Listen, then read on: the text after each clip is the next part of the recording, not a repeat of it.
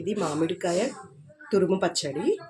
దీంట్లో కారం, ఉప్పు, ఆవపొడి అన్నీ కలిపి పెట్టిన మిశ్రమము. సో వీడియో స్టార్ట్ చేసినావా? ఓకే. ఇప్పుడు మేము దీంట్లో పోపు గింజలు వేసుకున్నాము, పోసి తాలింపు కోసమని. ఎండుమిర్చి, ఎల్లిపాయ, కరివేపాకు ఇవన్నీ వేసుకున్నవి దీంట్లో కలిపేస్తున్నాం చూడండి.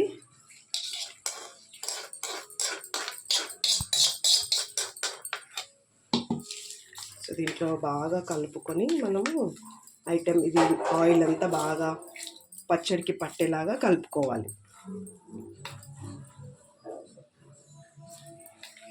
ఇది ఇప్పుడు బాగా కలుపుకోవాలి.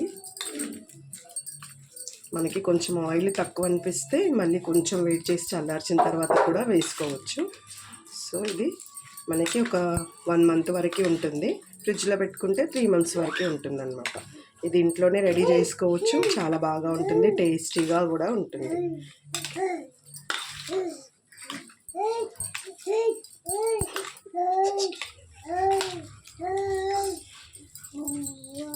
దీన్ని మనము ఒక జాడీలో ఇలా శీషలాగా ఉన్న జాడీలోకి మనం తీసుకోవచ్చు.